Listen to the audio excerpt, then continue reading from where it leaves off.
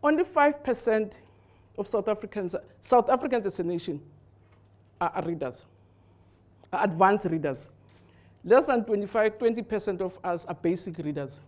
Almost 85% of us are non-readers. That's what the study says. On the other side, it says there's less than 5% of Russians who are non-readers. Almost 40% of them are basic readers.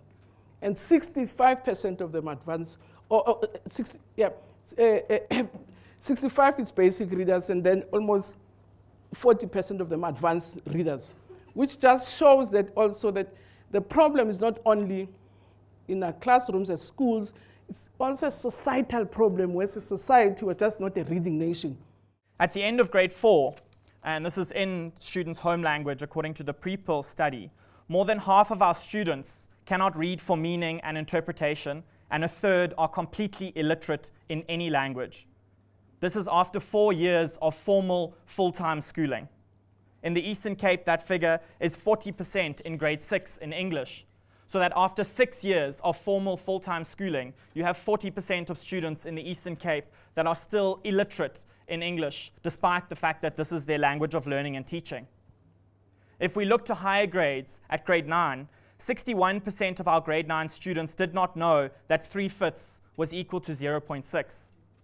This is in the grade 6 curriculum. Research that I and others have done have shown that the vast majority, about 80% of our grade 9 students, are between 3 and 4 grade levels behind the curriculum when they are in grade 9. They are essentially operating at a grade 5 level. Very often the schools that work, and the many schools actually that do work, have good principals that are in place, that do their work, that are proper and good leaders in their schools. So I don't think we want to generalize and say, you know, the education system is broken because most of the people that we have that are deployed, that are cadres, are wrong or are incompetent and so on. I think that's a very broad and very dangerous generalization. What role do we as civil society, what role do we as citizens play to actually put pressure or interact or engage to actually address some of these issues? It may be political issues, which may go into the political realm, but that's what governance is about, and that's what active citizenship is about. So, my observation too is that there is no accountability in the Department of Education. There is none. There is none. Colleagues, we can deceive ourselves here. There is none. Teachers absent themselves, and there are no consequences. Teachers sleep, some teachers, not all, some teachers sleep with school children, and there are no consequences. I'm speaking here from the research that we have done in the schools in the South Durban area, and many other issues that relate to accountability. Until we can get our system right, until we can begin to fire those who are not performing, we are not going to turn this huge Department of Education around. I have a question for each of the panelists, and it's a short one. Both the Minister and Mr. Nsana used the term dysfunctional school. And I wanted to know, just briefly from each of the panelists, what percentage of schools they think in the country are dysfunctional, what they think dysfunctional means, and if that's based on a gut feel and a guesstimate, or if it's based on data. Thank you. I think that what constitutes dysfunctional is when more than half of the students in a school are not at a grade appropriate level, as being a very rudimentary example. And I think that from the nationally representative data sets, we would say between 60 to 75% of South African schools are dysfunctional. So to say to address the legacies of the past, which is apartheid, of course, it caused a big damage. It's going to take us a few days to address that. That's a pipe dream, you know. So you must start. You must not sit on our relics of the past. That's no apartheid, no, you won't go anywhere. It's a problem when we don't know exactly what this parental involvement is, when teachers, you know, at some point tend to seem as though there's an abdication of their own responsibilities and saying that parents are not involved.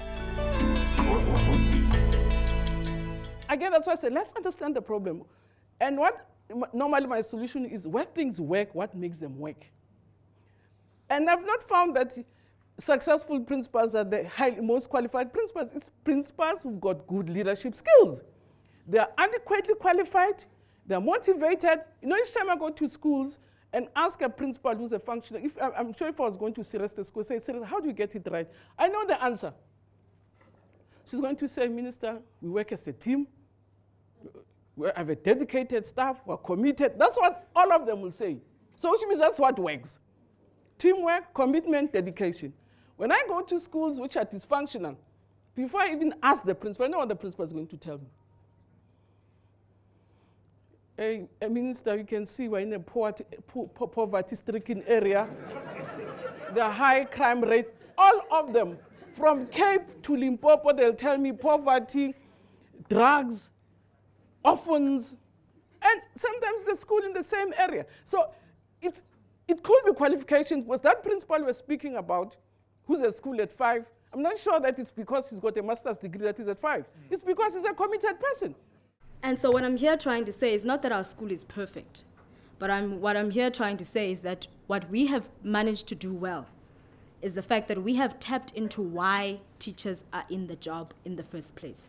Because most of us in education have forgotten why we joined education in the first place. Because by doing so, teachers are able to put children first and are in class on time. No one has to push them to do that.